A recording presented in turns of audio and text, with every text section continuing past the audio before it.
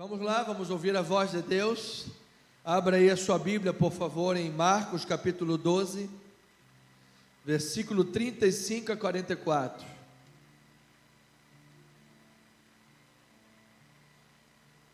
O tema desta manhã: Jesus é o Senhor, Ele é modelo da verdade, a viúva é exemplo de generosidade. Vamos fazer a leitura da palavra de Deus, apenas o versículo 36 como texto básico. Diz assim a palavra do Senhor: o próprio Davi falou pelo Espírito Santo e disse: disse o Senhor ao meu Senhor, ou seja, disse Yahvé, Deus Pai, ao meu Senhor, o Messias: assenta-te à minha direita. Ou seja, Deus Pai falou para Deus Filho: assenta-te à minha direita, até que eu ponha os teus inimigos debaixo dos teus pés. Amém? Vamos orar a Deus. Pai amado e eterno, ó Senhor, este culto não pode ser impedido. As armas de Satanás não podem prevalecer. Nós sabemos que em Cristo o nosso culto parte do coração. O Senhor está recebendo, ó Pai, este culto, porque ele vem do âmago, ele vem da integridade, ele vem da sinceridade, ele vem de um coração e mãos limpas. Coração e mãos limpas, para que o Senhor possa receber e na data de hoje se agradar de nós. Portanto, ó Pai, eu peço que o Senhor fale para os teus filhos, fale para os internautas.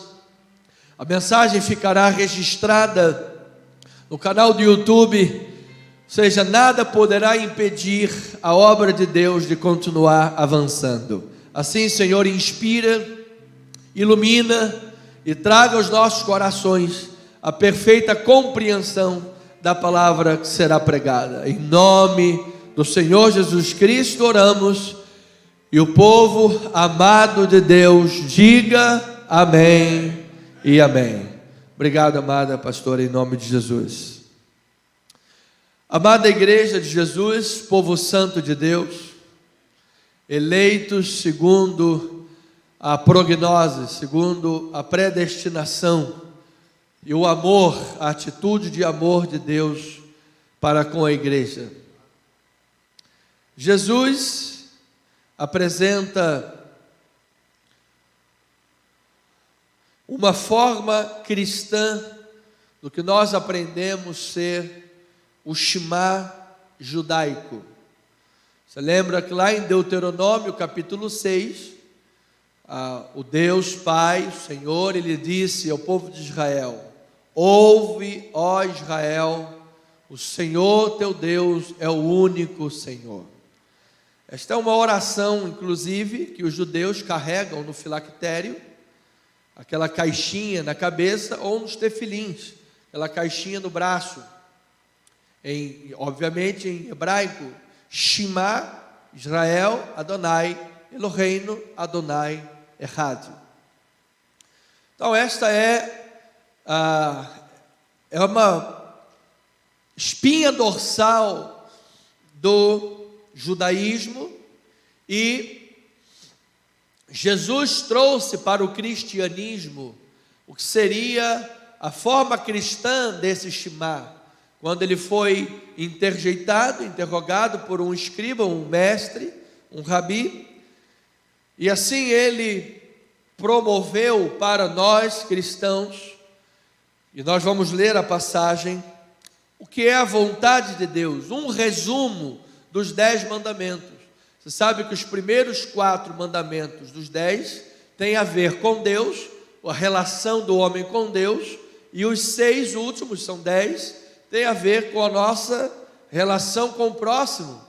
Então você veja que a importância da relação do crédulo em Deus, a relação dele com o seu semelhante, é de tamanha importância que Deus dedicou 6 mandamentos para tal. Então, amados, nós precisamos entender Porque isso é a nossa vida como um todo, resume a vontade de Deus.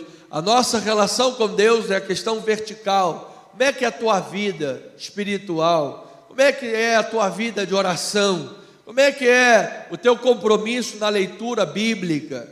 Como é que é o teu linguajar diário? Você fala de Jesus, você anuncia Jesus, você fala do amor de Deus.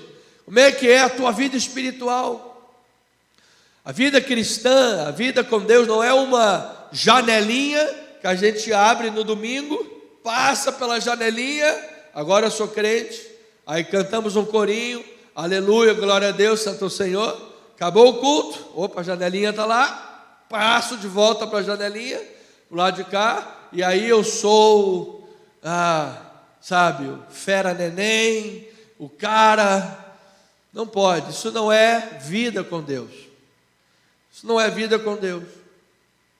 Nós precisamos entender que vida com Deus é 24 horas por dia, mano. E aí, um dos termômetros desta vida espiritual, existem outros, a questão financeira é um termômetro, se a pessoa é fiel a Deus ou não, e vamos entender isso já já. Mas agora, nesse Sitzilebe, nesse pano de fundo, a questão do teu relacionamento com o próximo. Como é que você trata a tua mulher? Como é que você trata o marido, teus filhos? Como é que é o teu relacionamento na tua vizinhança? Como você é conhecido no teu prédio? Olha, o vizinho do 201, não passa lá não. Às vezes as crianças, quando passam na tua porta, passa correndo de medo. É a porta do bicho-papão. Não pode, amado. Como é que você é conhecido na vizinhança? Então, amados, você precisa dar um testemunho para que todos vejam e saibam, considerem e entendam que você é de Deus para a glória do Senhor. Aqui no salão onde eu faço a unha, o pastor faz a unha no salão, amado. Isso é de Deus, melhor coisa. Andar com aquela unha porca, suja, nada, isso não é péssimo testemunho. Eu não consigo entrar, nem queria, né? Mas eu não consigo entrar e sair do salão sem alguém falar: ô pastor, ora por mim. Pastor, olha, está contando com a sua oração. Sempre. As manicures, então, que faz a minha unha, é o tempo todo. Aí ontem eu estava entrando no salão, aí a dona do salão: essa daí é levita. Legal, levita. Aí a gente sentou para conversar. Ela falou: não, eu fui da igreja há muitos anos, estou afastada. Aí eu entendi, a dona do salão é esperta, ela é sábia. Falou que era levita porque já queria puxar um assunto para evangelizar a irmãzinha que está afastada. Ou seja, amado, aonde você passar, você vai falar que Jesus é o Senhor da tua vida. Ele é o Deus que transforma todas as coisas. Amado, a grande obra foi feita. Você imagina se você soubesse aí uma novidade que pudesse enriquecer todo mundo. E é uma fonte inesgotável, vai enriquecer todo mundo, tem para todo mundo. Você ia sair falando para todo mundo, sim ou não? Claro.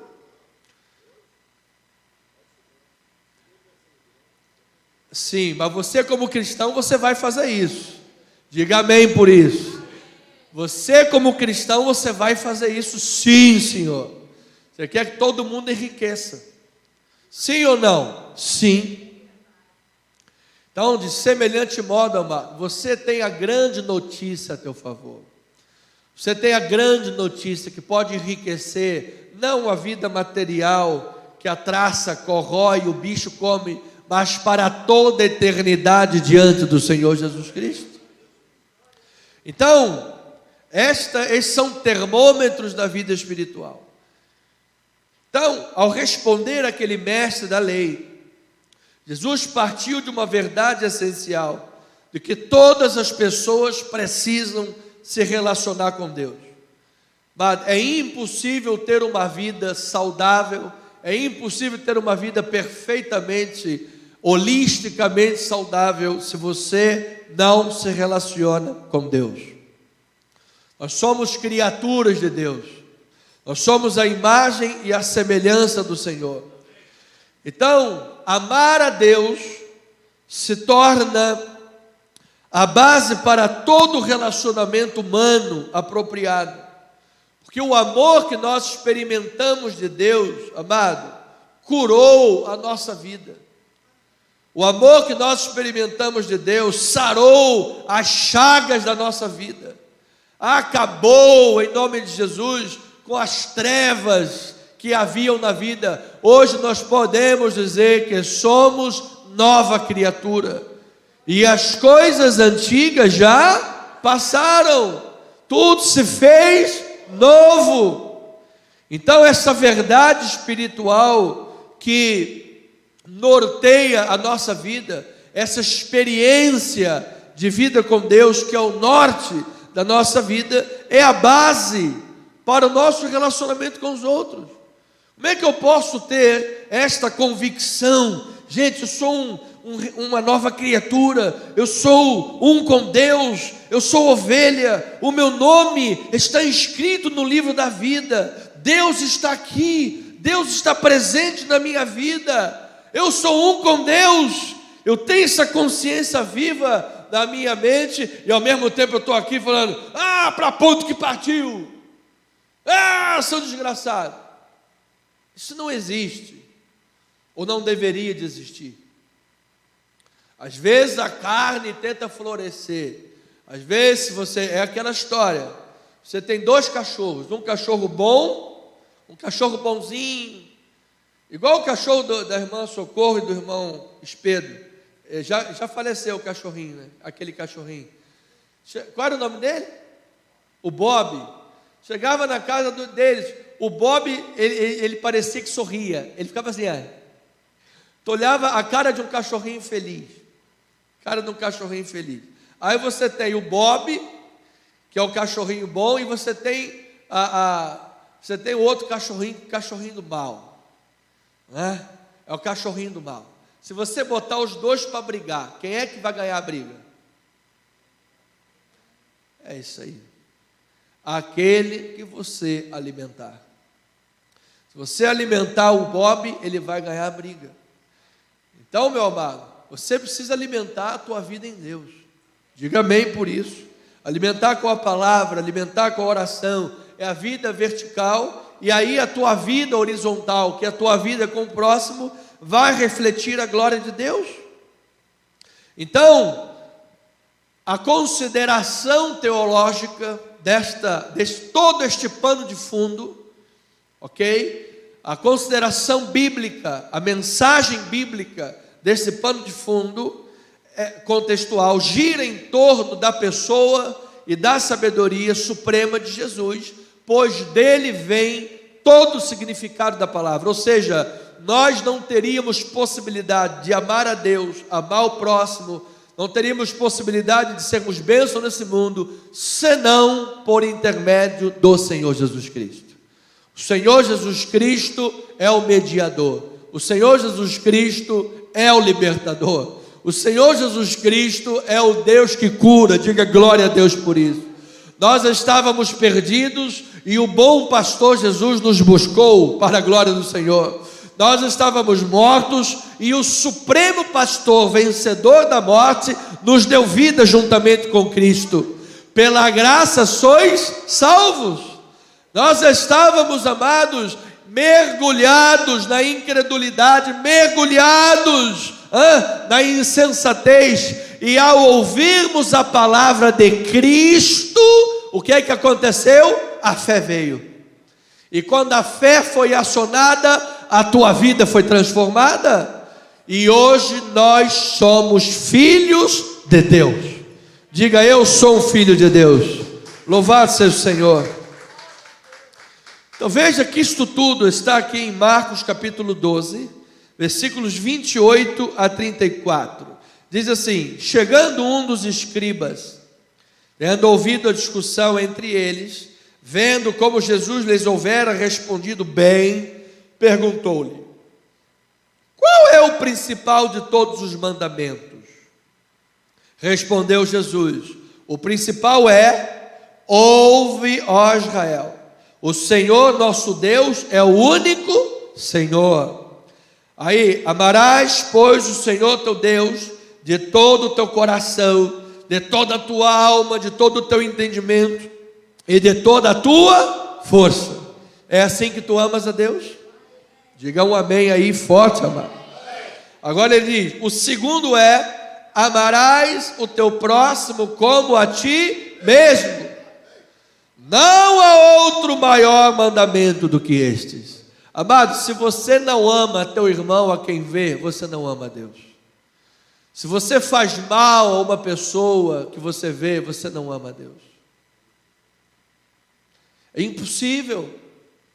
Mas então, ele continua, vamos até o 34. Disse o escriba, muito bem, mestre, e com verdade disseste que ele é o único e não há outro senão ele, e que amar a Deus de todo o coração, entendimento, força, e amar ao próximo como a si mesmo, excede a todos os holocaustos e sacrifícios. Vendo Jesus que ele havia respondido sabiamente, declarou-lhe, não estás longe do reino de Deus. E a ninguém mais ousava interrogá-lo.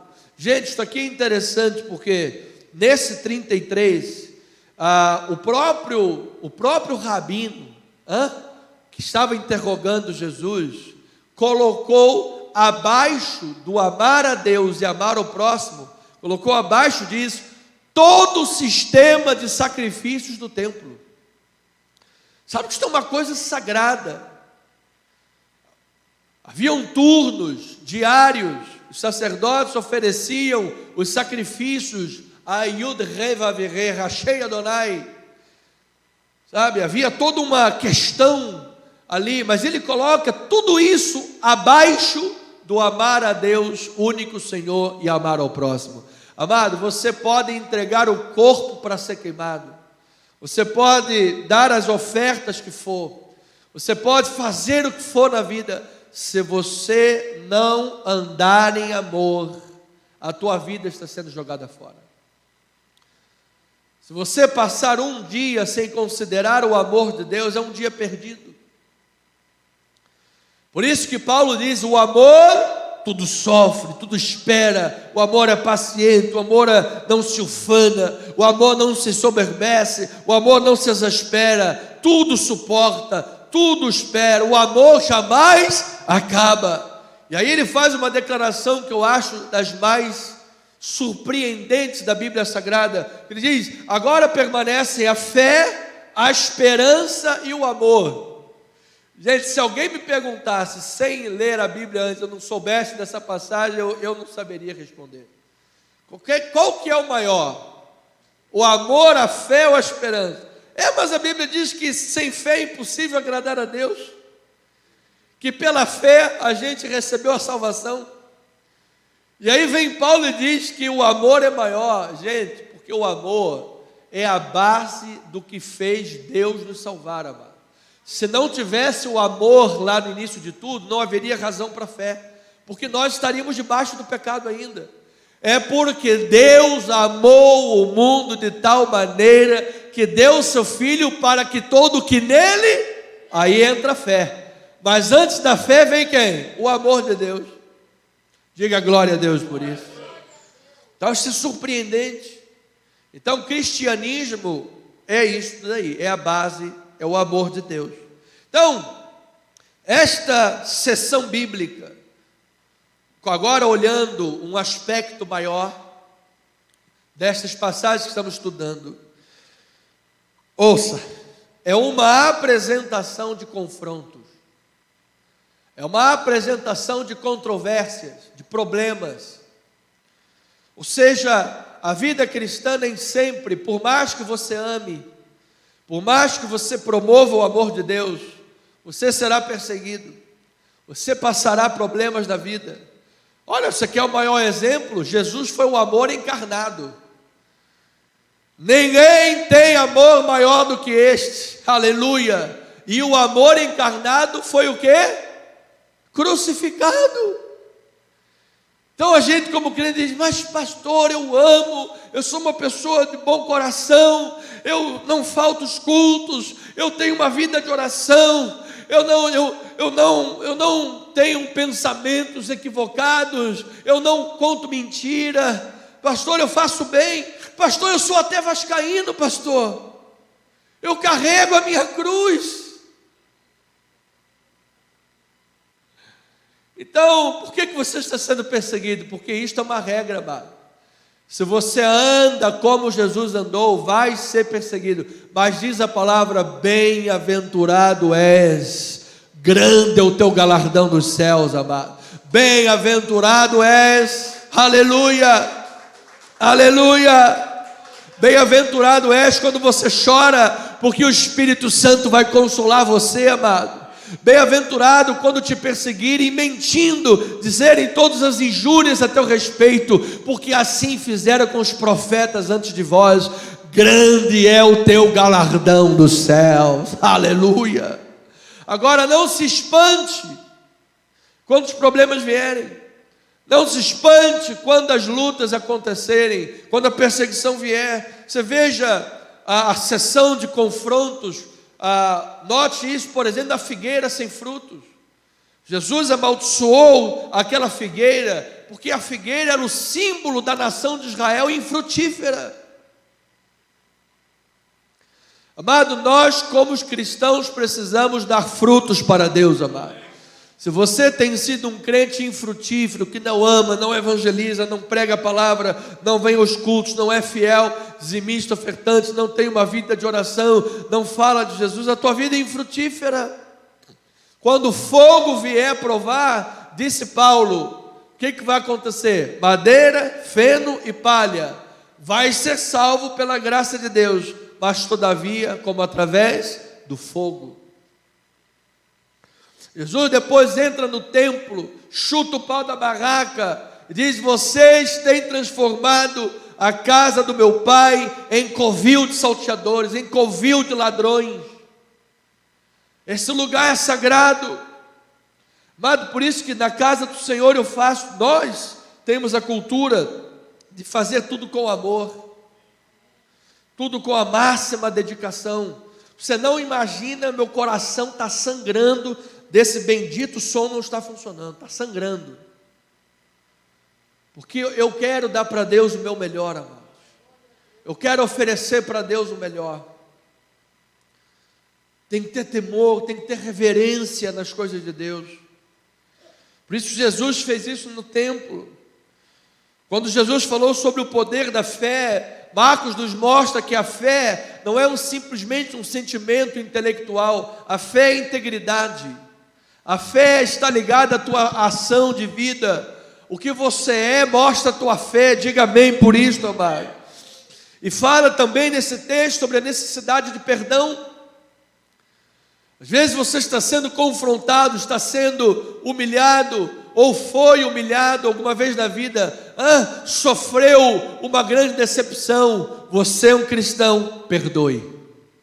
Perdoe tudo de todos, amado. Libera aí o perdão. Esse é um confronto. Às vezes nós precisamos nos confrontar para conseguirmos vencer isso daí, amado. A falta de perdão vai destruir a tua vida espiritual. A falta de perdão vai acabar com a alegria da vida espiritual. Perdoa!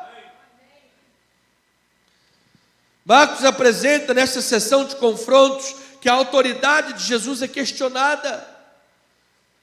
Quando eles se apresentam e dizem: com que autoridade você faz isso tudo? Entra no templo, expulsa todo mundo, amaldiçoa a figueira. Qual é a tua autoridade? Qual é a natureza da tua autoridade?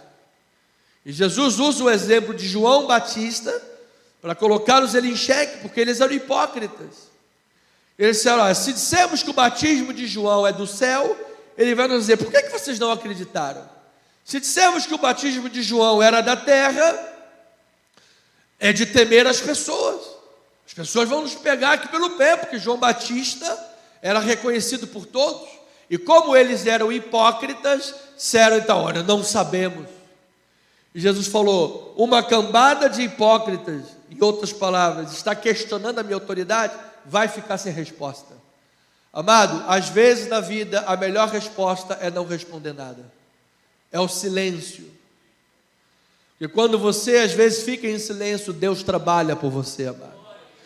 Às vezes, quando você guarda o silêncio e deixa de falar alguma coisa, que às vezes vem aqui na goela, está na portinha, está quase falando, mas olha, eu vou deixar essa aí, Deus vai fazer uma obra. Eu vou lhe dizer, amado, quando Deus está em campo fazendo a obra, a autoridade de Deus é inconteste na vida, amado. É confronto. Jesus fala sobre os lavadores maus. Quantos profetas foram mortos, espancados, assassinados? A questão do tributo e da ressurreição, tentando pegar Jesus e jogá-lo contra as autoridades ou contra a Torá, e Jesus, o supremo sábio, intérprete, e que dava significado, era o significado da palavra de Deus, venceu todas as coisas. Nos trouxe por fim o grande mandamento, e no final desta passagem ele diz: já ninguém mais ousava a interrogá-lo. Amado, eu vou lhe dizer uma coisa: haverá momento que a vitória de Deus na tua vida vai ser tão grande, mas tão grande, mas tão grande, que as pessoas vão olhar e vão falar: não temos nem mais ousadia de questioná-lo. A vitória é tua, receba esta palavra, amado. Há áreas, há momentos na vida, questões incontestes da obra de Deus. Então agora, diante do texto exposto, que nós vamos ler, há um contraste duplo. O primeiro contraste é entre a verdadeira natureza de Jesus como Senhor, ou seja, Jesus é o Messias, sim, mas Ele não é apenas o Messias. Jesus é além do que é o Messias. Jesus transcende, Jesus é Senhor, amado. Jesus é o Senhor de todas as coisas, amado. Então há o contraste desta verdadeira natureza de Jesus com a depravação dos escribas, que se punham como mestres da lei, como rabinos, como autoridade. E o segundo contraste é da leviandade desses escribas, comparado com a viúva, que foi símbolo de uma verdadeira devoção e discipulado. Então você tem aqui os escribas que são confrontados com Jesus. Jesus é o modelo, Jesus é o Senhor, Jesus é o mestre, é a Ele que nós vamos seguir. E você tem os escribas em contraste com a generosidade, devoção daquela viúva pobre, que também é modelo para o povo de Deus. Ou seja, essas sessões de confronto nos mostram algo importante. Você lembra que Paulo disse que a determinados contextos é importante que haja divergência? Para quê? Para que os aprovados sejam conhecidos. Então, muitas vezes, amado, é no confronto, é na luta, é no momento de problemas, que você conhece quem é quem, que você sabe de que material você é feito, que você conhece os verdadeiros amigos, que você descobre a força interior que você tem. Não é verdade? Eu estava vendo esses dias o último capítulo de Cobra Kai. Quem já viu essa série, Cobra Kai? Está na televisão, Flix. Estava lá e no último capítulo, o Johnny, aquele loirinho, ele estava apanhando para 4 mestres, 3 ou 4 mestres. E aí de repente caiu a foto do bolso dele, da ultrassonografia da sua mulher que estava grávida, a sua mulher grávida com a foto do bebê. Quando ele viu aquela ultra com o bebezinho lá, ele se levantou, arrasou todo mundo. Só faltou tocar a música do Rock Balboa. Pam, pam, pam, pam, pam, pam. Arrasou todo mundo. E depois ele disse: eu não sabia essa força que eu tinha dentro de mim. Então, amado, é no momento de confronto, amado, você sabe que as maiores pérolas foram feitas. Um Salmo 23, lá de dentro da caverna de Adulão, quando Davi estava sendo perseguido por Saul, lá de dentro, ele fez um salmo: o Senhor é o meu pastor, e nada me faltará. Amado, quantos apertos nosso ministério já passou, quantos apertos, quantas lutas, quantos problemas, quantos e quantos, mas quer saber, Louvado seja Deus por tudo isso, amado. Estamos aqui hoje da forma que estamos, com a maturidade que estamos, por tudo isso que nós vivemos. Então, nestes conflitos finais que entre Jesus e os líderes, Jesus se revela como alguém que é mais do que o Messias glorioso. Ele é mais. Jesus é transcendente. Como o Senhor do universo, Ele é transcendente. Jesus adverte sobre a hipocrisia dos escribas e contrasta-os com a viúva humilde que entrega tudo o que tem. Esse é o suprassumo do texto estudado. Então, Jesus, como Senhor dos senhores, é o nosso modelo por excelência e não os escribas hipócritas.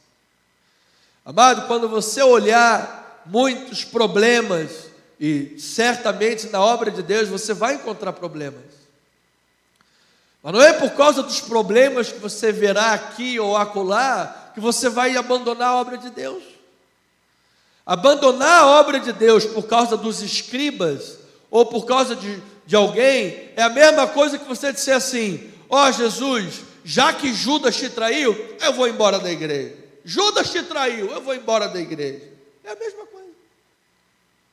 Já que Judas traiu e os escribas eram hipócritas, eu quero ainda mais ser um João, um discípulo amado. Eu quero ser ainda mais um Pedro que está lá agora convertido, cheio de autoridade para pregar. Diga amém para a glória do Senhor. Então em Marcos 12, 35, olha lá, 35 a 40, diz assim: Jesus como Senhor é o modelo por excelência, não os escribas hipócritas. Jesus, ensinando no templo, perguntou: como dizem os escribas que o Cristo é filho de Davi? O próprio Davi falou pelo Espírito Santo: disse Yahvé ao meu Senhor, ao Messias: assenta-te à minha direita, até que eu ponha os teus inimigos debaixo dos teus pés. O mesmo Davi chama-lhe o quê? Senhor. Como, pois, é ele seu filho, e a grande multidão o ouvia com prazer. Note que antes de ler o 38 a 40, Jesus não está negando a questão do filho de Davi. Não é essa a questão. Que Jesus, ser filho de Davi, significa que ele veio da linhagem de Davi. Ok? O que Jesus está dizendo é que ele não é apenas da linhagem de Davi. Ele não é apenas o Messias régio. Ele é Senhor dos senhores, amado. Ele é o Senhor de Davi. Olha, Jesus não é apenas o teu Salvador. Jesus é o teu Senhor também, amado. Aí ele diz, e ao ensinar, dizia ele, olha lá: guardai-vos de quem? Dos escribas. Por quê? Gostam de andar com as vestes talares e das saudações das praças, das primeiras cadeiras nas sinagogas, dos primeiros lugares nos banquetes. Os primeiros lugares no banquete dá para entender. Crente não bebe, não fuma, mas come, que é uma benção. Mas não era essa a questão, era a questão do orgulho, era a questão da vaidade. Os quais devoram as casas das viúvas e, para o justificar, fazem o quê? Longas orações. Estes sofrerão juízo muito mais severo. Mas há estudiosos que dizem que possivelmente eles ludibriavam as viúvas, cobravam pelas orações. Imagina se a pessoa vai vir aqui: pastor, estou passando um momento de necessidade, pode orar por mim? Tudo bom, irmão, R$50 na caixa. Isso é coisa do capeta, não é verdade? Isso é coisa de ladrão, isso é coisa do capiroto. Então esse aqui era o modelo dos escribas, eram hipócritas. E agora, como filho do homem glorificado, que foi descrito por Daniel, Jesus, assentado à destra de Deus, diz: assenta-te à minha direita, senta-te à minha destra. Destra o que é? É que significa que Jesus tem plena autoridade. Jesus é o Todo-Poderoso, amado. Jesus, ele é Senhor. Quando ele veio do céu para a terra, Filipenses 2 diz que ele se esvaziou de sua força toda poderosa, mas quando ele ascendeu de volta, está escrito: assenta-te à minha direita, ou seja, lhe foi restituída o poder e toda a autoridade. Então, amado, Jesus tem pleno poder e autoridade sobre a tua vida, amado. Ele é o Senhor, Ele está à destra. E a palavra garante que terá o Senhor Jesus e o seu reino, terão vitória completa sobre todos os inimigos. Haverá domínio total de Deus sobre todos os inimigos. E ademais, Ele voltará em glória com as hostes celestes, como juiz escatológico. Ou seja, amado, hoje é o que Oscar Cullmann pregou muito bem, é a doutrina do já e o ainda não. O reino de Deus já está presente? Já, é claro. Jesus disse: se eu expulso o demônio pelo dedo de Deus, é chegado o reino de Deus sobre vós. Entretanto, o reino de Deus não está completamente implantado, porque se o reino de Deus estivesse completamente implantado, não haveriam mais inimigos de Deus, todos já teriam sido destruídos. Você quer ver o inimigo de Deus? O orgulho, a vaidade, a hipocrisia dos escribas, a mentira, a glutonaria, o adultério, a avareza, a fofoca.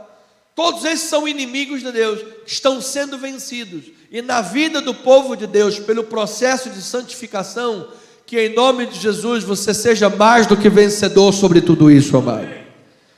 Que nós consigamos em Cristo Jesus vencer essas tentações, essas debilidades. Por isso nós temos em Jesus o nosso modelo. E eu recebo que em Jesus todos esses inimigos são postos debaixo dos nossos pés. Então Jesus não é apenas o Messias davídico, Jesus é o Senhor de Davi. E como Senhor, nele nós somos mais do que vencedores, amado. Olha que ainda neste ano de 2022, você consiga vencer algumas debilidades da tua vida, amado. Você consiga superar algumas fraquezas da tua alma. Você consiga avançar na tua vida espiritual. Às vezes alguém que não tem tido vida de oração, que você consiga agora, em nome de Jesus, estabelecê-la.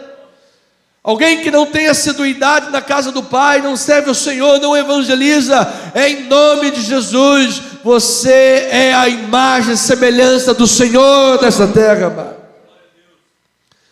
Então nós fomos chamados a viver, não na hipocrisia dos escribas, com as suas vestes talares, que adoravam ser chamados de rabi, adoravam essa coisa, sabe, da adoração humana. Amado, o único que é digno de ser adorado é o nosso Senhor e Salvador Jesus Cristo. É o único. E se você em Cristo Jesus rechaça agora comigo, rechaça a hipocrisia dos escribas, eles não são modelo para nós, eu declaro que a santidade, a força e a autoridade do Senhor Jesus Cristo estão presentes na tua vida nesta manhã, amado. Como o apóstolo Paulo disse: aprendi a viver contente em toda e em qualquer situação, tanto sei ser humilhado quanto ser honrado, de tudo em todas as circunstâncias já tenho experiência, tanto de fartura quanto de fome. E aí ele diz: tudo posso naquele que me fortalece. Você crê nesta verdade, amado? Então eu declaro esta força de Deus na tua vida agora, amado. Você seja fortalecido nesta hora em Cristo Jesus.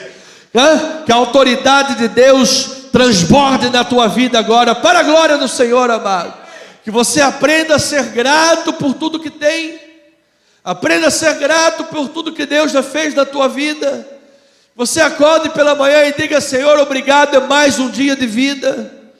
Você aprenda a esperar no Senhor, aprenda a ter esperança em Deus, amado. Eu posso crer no amanhã, porque Deus está no meu amanhã, para a glória do Senhor. E aí vem Pedro na sua primeira epístola, de 1 Pedro 1,13, vamos lá fazer a leitura. Diz assim a palavra bendita, maravilhosa: por isso, cingindo o vosso entendimento, sede sóbrios e esperai inteiramente aonde? Na graça que vos está sendo trazida na revelação de Jesus Cristo. Amado, a graça de Jesus Cristo vai te dar paciência na vida, amado.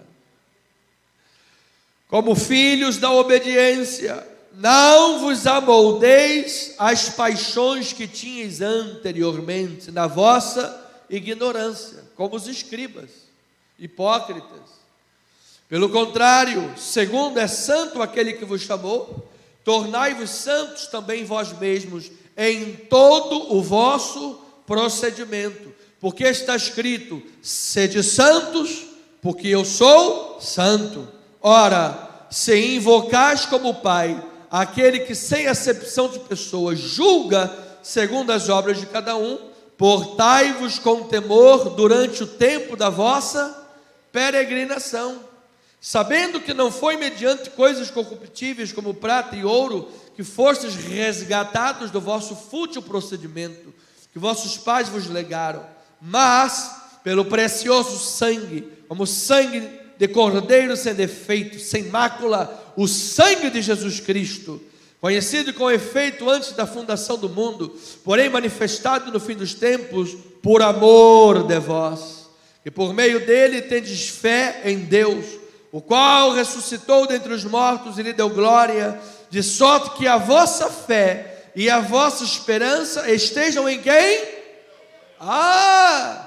Então quer dizer que com uma fé pautada em Deus, na pessoa de nosso Senhor Jesus Cristo, é que você vai conseguir vencer o pecado, é que você vai conseguir mudar a forma do procedimento, é que você vai conseguir viver o processo de santificação. Amado, não faz sentido a pessoa dizer assim: olha, depois que eu largar a bebida, o cigarro e isso tudo, aí eu vou para a igreja. Não faz sentido, amado. É na casa do Senhor que Deus vai te libertar disso tudo. É ouvindo a palavra do Senhor que Ele vai curar a tua alma, as chagas purulentas, vai te dar força, vai te fortalecer a tua alma, para que você diga: eu sou mais que vencedor em Cristo Jesus. Agora ele diz do 22 ao 25, olha lá: tendo purificado a vossa alma pela vossa obediência à verdade, seja como Jesus, não como os escribas hipócritas, a verdade, tendo em vista o amor fraternal não fingido, amai-vos de coração uns aos outros ardentemente, pois fostes o quê? Regenerados, não de semente corruptível, mas de incorruptível, mediante a palavra de Deus, a qual vive e ela é permanente. Pois, olha lá, toda a carne é como a erva, e toda a glória, poderia acrescentar aqui, toda a glória escriba como a flor da erva, seca-se a erva e cai a sua flor, a palavra do Senhor, porém, permanece eternamente. Ora, esta é a palavra que vos foi evangelizada. Oh amado, esta palavra vai permanecer no teu coração agindo, vai permanecer na tua alma operando. E quando você se sentir às vezes meio fraquinho, quando você sentir o seu coração sangrando, porque o retorno não funciona, você vai dizer assim: Deus está me sustentando, amado. Deus está recebendo o meu culto. Diga: Deus está recebendo o meu culto. Ele está vendo o teu coração, Ele está vendo a tua sinceridade, Ele está vendo o teu desejo de amá-lo, está vendo o seu desejo de servi-lo, está vendo o seu desejo de dizer: meu Deus, eu quero que esta palavra que me foi evangelizada, ela alcance pessoas, ela cure pessoas, ela liberte pessoas, ela santifique pessoas, porque eu também sou fortalecido por esta palavra. E quando eu acho que o mundo está ganhando, a palavra vem e me fortalece. Quando vem a humilhação, Deus me fortalece. Quando vem o tempo de luta, Deus me fortalece. Quando os escribas tentam me achacar, Deus me dá vitória. Quando o mundo tenta, Deus está comigo, amado. Ou seja, o nosso procedimento cristão não muda, mesmo no confronto. Diga glória a Deus por isso. Então, serão nos confrontos da vida, amado, que a glória de Deus será conhecida na tua vida, ou grande parte das vezes, você vai crescer em graça e em conhecimento. Então Jesus, como o Senhor dos Senhores, é o nosso modelo, em sua entrega absoluta na cruz. Assim, aquela viúva é símbolo da verdadeira devoção e discipulado. Ou seja, assim como Jesus se entregou na cruz generosamente, nós também temos nele o modelo, e a viúva é um símbolo desse modelo. Veja lá em Marcos 12, versículos 41 a 44, diz assim a bendita e a maravilhosa palavra do Senhor. Assentado diante do gasofilácio. Gasofilácio é aquela caixa de madeira, nós temos uma aqui em cima, onde põe ofertas. Observava Jesus o povo, como o povo lançava ali o dinheiro. Ora, muitos ricos depositavam grandes quantias. Vindo, porém, uma viúva pobre, depositou 2 pequenas moedas, correspondentes a um quadrante. Amado, esse quadrante de 2 moedas era o equivalente a 1/64 de um denário. Ou seja, um denário era o pagamento do trabalho de um dia. Você imagina, 1/64 disso, era uma coisa muito pouca. Muito pouca. Centavinhos. E aí diz, e chamando os seus discípulos, quando Jesus viu essa cena, chamando os seus discípulos, disse-lhes: em verdade vos digo, que esta viúva pobre depositou no gasofilácio mais do que os fizeram todos os outros ofertantes.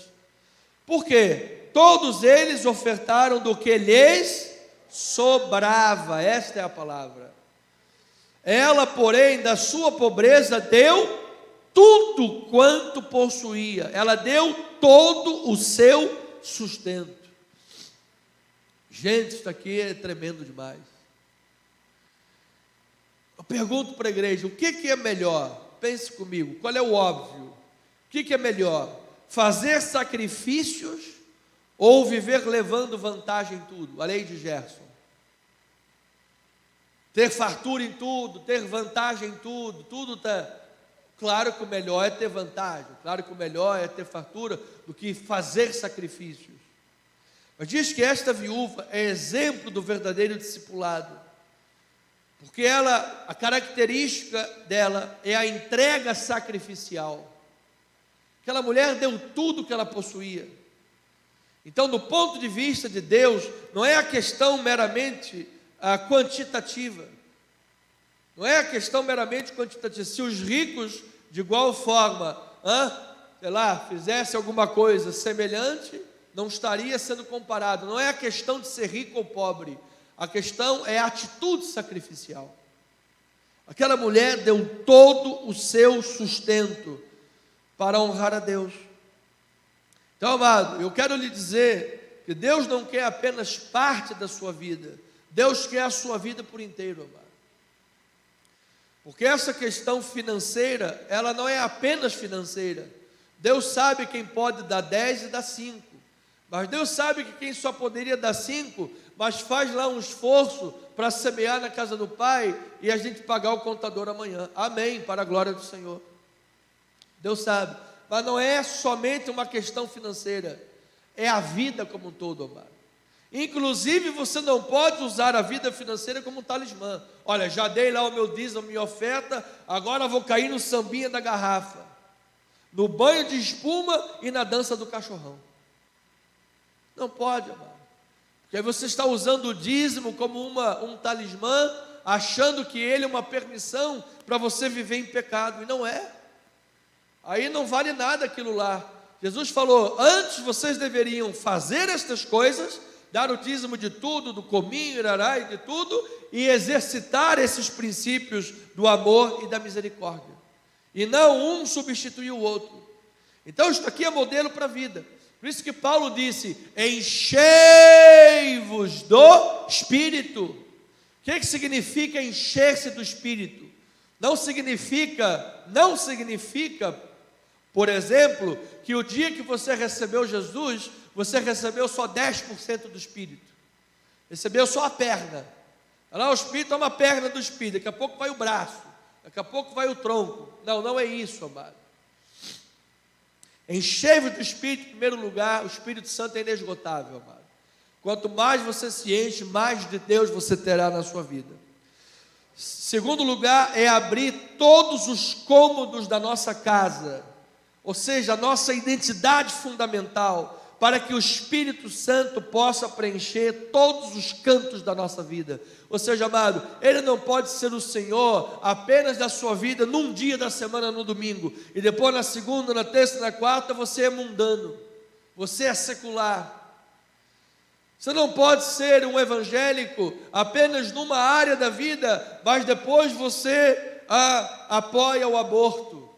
Isso é contra os princípios bíblicos. Assassino de bebês. Você vai vendo um vídeo lá de Belo Horizonte, um grupo lá do capeta endemoniado, cheio de Satanás na vida deles, pintaram lá no centro de Belo Horizonte a foto de alguns demônios e embaixo bebês, e escrito: nós vamos transexualizar os seus bebês e não há nada que vocês possam fazer contra isso.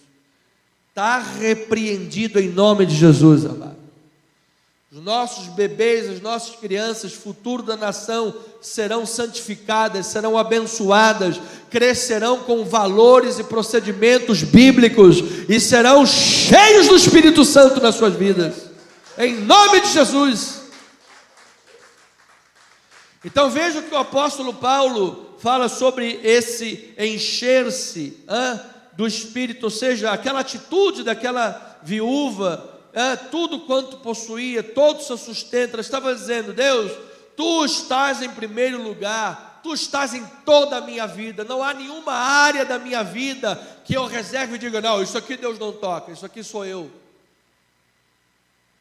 Olha lá, oração de Paulo: por esta causa me ponho de joelhos diante do Pai, para que segundo a sua riqueza da glória vos conceda que sejais fortalecidos com poder, mediante o seu Espírito no homem interior. Quem recebe esta força aí do Espírito? E assim habite Cristo no vosso coração, pela fé, estando vós arraigados e alicerçados em amor, a fim de poderdes compreender com todos os santos qual é a largura, o comprimento, a altura, a profundidade, e conhecer o amor de Cristo, que excede todo entendimento, para que sejais tomados de toda a plenitude de Deus. Mano, Paulo estava orando para que os crentes de Éfeso fossem tomados de toda a plenitude de Deus, amado. Olha, quanto mais de Deus você tem, mais de Deus você pode receber ainda. Aí ele diz: ora, peça, fale com Deus. Ora, para quem?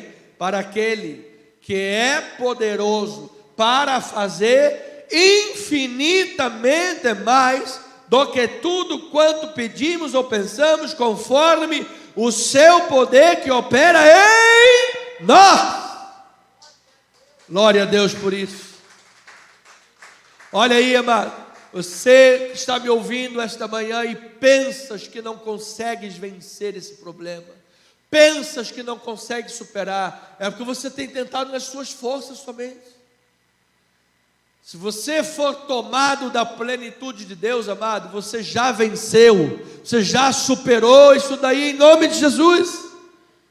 Então diz que a Ele seja glória na igreja em Cristo Jesus por todas as gerações, para todo sempre, amém. Então nesses 4 minutos finais, Marcos capítulo 12, versículo 36, diz a palavra do Senhor: o próprio Davi falou pelo Espírito Santo. Amado, Davi falou por quem? Através de quem? Espírito Santo. Olha aí, Jesus já falando da teologia pré-trinitária lá do Antigo Testamento. Olha lá o Espírito Santo falando lá atrás já.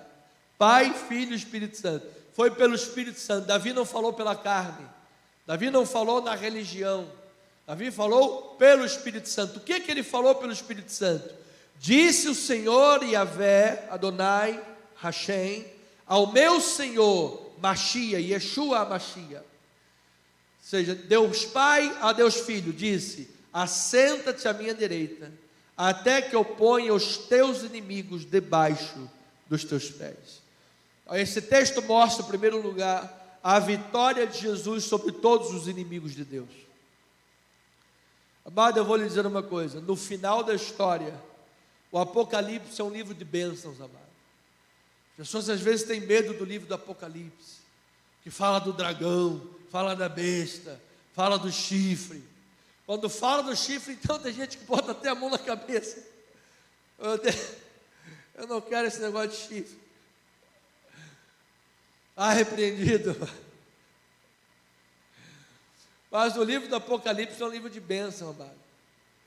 Sabe por quê? No final das contas, todos os inimigos de Deus serão vencidos para a glória do Senhor. É isso que ele está dizendo aqui, todos os inimigos. Em segundo lugar, ele diz que a exaltação de Jesus é acima de todo nome, amado. Ou seja, Jesus ocupa o lugar de poder e glória, cuja função dele é ser mediador entre o céu e a terra. Ou seja, não existe nenhum outro nome, nem no céu, nem na terra, que seja maior do que o nome de Jesus. O nome de Jesus é sobre todo nome, amado. Sobre todo nome. E aí a gente vai lá em Atos capítulo 4, versículo 8. Veja o que a palavra do Senhor diz, 8 a 14. Ele diz assim: então Pedro, cheio de quem?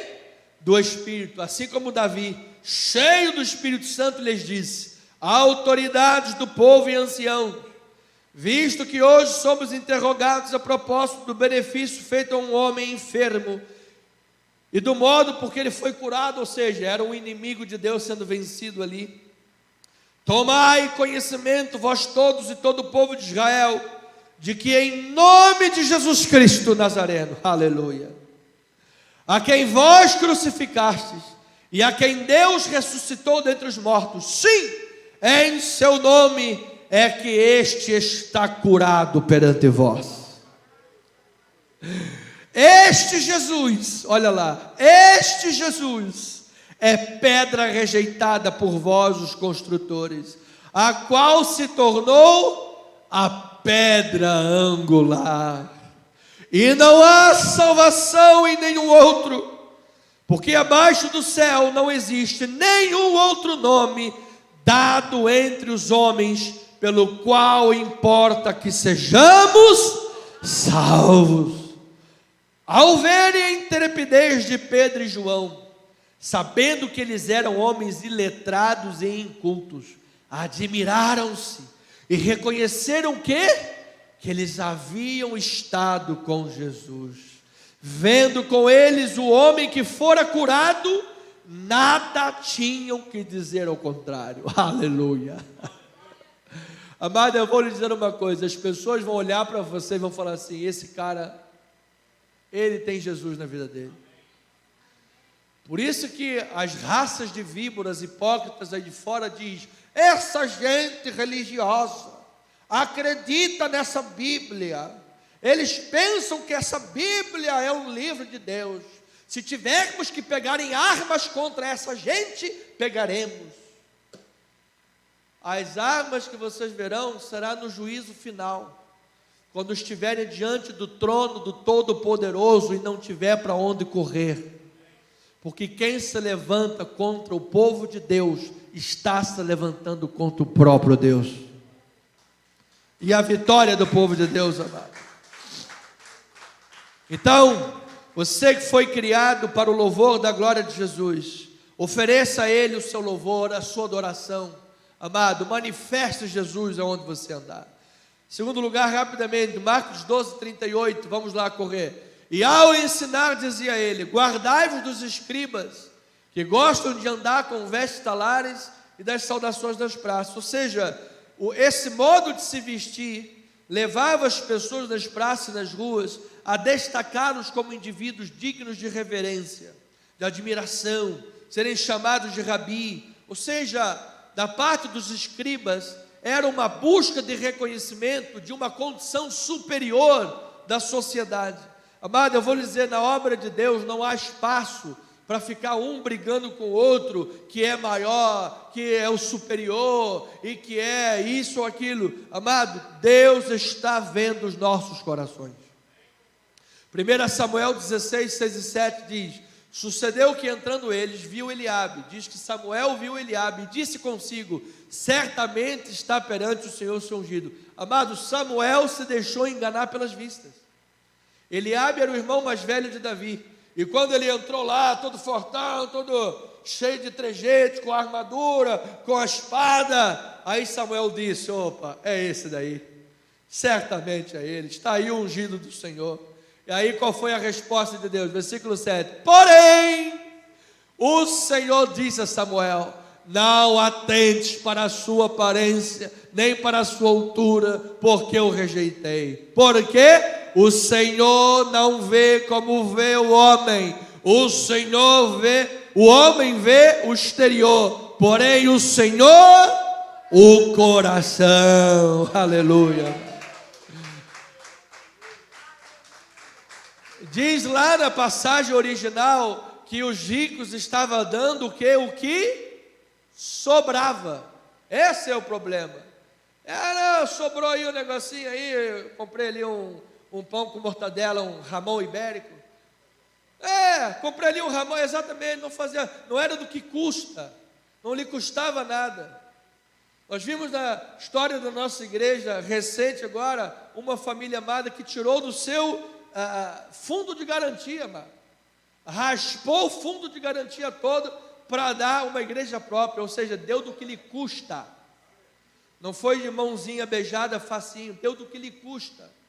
Os caras lá estavam, comemos um ramão ibérico, sobrou aqui uma fetinha, vamos lá dar o que sobra. E aí veio uma viúva pobre e deu 2 moedas. Eu disse: esta viúva deu mais do que todos eles. Aleluia. Então, amado, fique longe da superficialidade, fique longe da hipocrisia. Sobretudo o que deve guardar, guarda o coração, amado.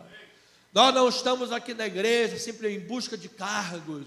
Olha, porque ele, sabe, nós temos o respeito, nós consideramos presbítero, pastor, meu irmão, amém. É uma questão de consideração, mas ninguém está aqui em busca de cargos, porque eu sou o cara, sabe? Não. Amado, não adianta, amado, cargo por cargo, ou questão, diploma. Cara, até lá uma parede com diplomas honoríficos. O que é um diploma honorífico? Nunca estudou para aquilo ali, nunca estudou para aquilo, um título que foi dado, nunca estudou para aquilo ali.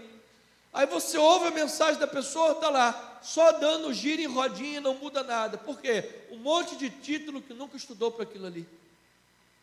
Eu não quero que ninguém fique me dando título aí para nada. O dia que a gente estiver em nome de Jesus, eu não quero título de nada. O título que eu venha receber para colocar na parede, eu quero ter estudado para merecer aquele diploma. Se eu tiver estudado para merecer aquele diploma, aí eu posso até botar na parede, porque é uma questão de honra a quem merece honra. Aí é diferente. Então fique longe da hipocrisia, da aparência, sabe? Olha, eu dei aqui uma oferta, aí eu vou tirar lá, o cara está cheio de fome, morrendo, cheio de fome. Olha, vou tirar aqui uma foto, aqui, deixa eu tirar a foto. Estou te dando um prato de macarrão, deixa eu tirar uma foto, uma selfie. Amado, o que a mão direita faz, a esquerda não saiba. Se uma vez ou outra na vida você quer lá motivar as pessoas, fazer uma obra, gravar, mostrar, incentivar, é diferente. Mas Deus está vendo a motivação do coração, amado. Eu termino com 2 passagens, Marcos 12, 42.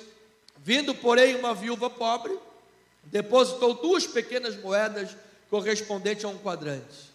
E chamando os seus discípulos, disse-lhes: em verdade vos digo, que esta viúva pobre depositou no gasofilácio mais do que todos, mais do que os fizeram todos os ofertantes, porque todos eles ofertavam do que lhes sobrava. Ela, porém, da sua pobreza deu tudo quanto possuía, todo o seu sustento. Então, amados, ouça isto: as viúvas eram com frequência os membros mais vulneráveis e frágeis da sociedade da época, porque quando o marido morria, muitas das vezes elas não recebiam nada da família pregressa, e a família nuclear dela muitas das vezes as abandonava, ou seja, viviam abandonadas. E os escribas se aproveitavam delas e devoravam suas casas, ou seja, muitas das vezes as viúvas pegavam o dote que sobrou, deixavam na mão dos escribas para que elas fossem agenciadas, e eles se aproveitavam dessas mulheres, e alguns pensam que eles cobrassem até pelas orações. Por isso que Jesus falou: olha, as longas orações. Você imagina agora, vai vir aqui a pessoa: bispo, pastor, faz uma oração aí, tá bom, 50 conto, joga aí o Pix. Gente, misericórdia, Deus. Tenho até vergonha desse tipo de coisa. Então, amado, o que agrada a Deus é o coração de quem oferta, é a motivação. E eu termino com 2 Coríntios, capítulo 8, versículos 1 a 9, que é o modelo disso daqui. Também, irmãos, vos fazemos conhecer a graça de Deus concedida às igrejas da Macedônia. Veja, a graça de Deus concedida às igrejas. Ou seja, há um tipo de graça que é concedida como consequência de uma atitude de coração. Qual foi? Por quê? Olha lá. No meio de muita prova de tribulação, manifestaram abundância de alegria, e a profunda pobreza deles superabundou em grande riqueza da sua generosidade. Amado, isso é digno de um aplauso ao Senhor. Aí, você sabe que fizeram aí umas enquetes, amado, às vezes os mais pobres são os que mais doam. Às vezes você chega perto de um restaurante assim, um negócio, para comer alguma coisa, a pessoa, sai para lá! Parece até que está enxotando cachorro morto. Aí teve um cara lá, que sentou do lado de um mendiguinho, que tinha recebido um negócio do Habib, de esfirra, foi tudo combinado antes, só o mendiguinho que não sabia. Alguém deu para ele, e veio alguém esfomeado, poxa, estou com muita fome, tem como dar. O cara pegou da esfirra dele e deu para o cara. Gente, isso é de Deus, isso é tremendo. Então diz que no meio de muita prova, porque eles, versículo 3, testemunho eu, na medida de suas posses, e mesmo acima delas, se mostraram voluntários, pedindo-nos com muitos rogos a graça de participarem da assistência aos santos. E não somente fizeram como nós esperávamos, mas também deram-se a si mesmos, primeiro ao Senhor, depois a nós, pela vontade de Deus, o que nos levou a recomendar a Tito, que como começou, assim também complete esta graça entre vós, ou seja, contribuir a uma graça que Deus nos permite participar. Como, porém, em tudo manifestaste superabundância, tanto na fé e na palavra, como no saber e em todo cuidado, e em nosso amor para convosco, assim também abundeis nesta graça de contribuir. Não vos falo na forma de mandamento, mas para provar, pela diligência de outros, a sinceridade do vosso amor. Pois conheceis a graça, olha o nosso modelo supremo, a graça de nosso Senhor Jesus Cristo, que sendo rico se fez pobre, por amor de vós, para que pela sua pobreza vos tornasseis o quê? Rico. Então, amada ovelhinha, tudo que você fizer, faça não como os escribas. Os escribas iam lá, davam uma oradazinha, mas para aparecer, porque eram hipócritas. Faça como Jesus, que se entregou a si mesmo, e faça como a viúva, que deu a si mesma, foi generosa. Faça com amor, sirva com amor, e certamente, amado, você está servindo o Senhor dos Senhores, você está servindo ao Rei de Reis. jamais, jamais deixarás de recolher o fruto da tua vida diante de Deus. Vais produzir, vais prosperar na sua vida, no seu interior, vais viver uma vida cheia da força de Deus, cheia do amor de Deus, cheia da alegria do Senhor. O poder de Deus vai te fortalecer.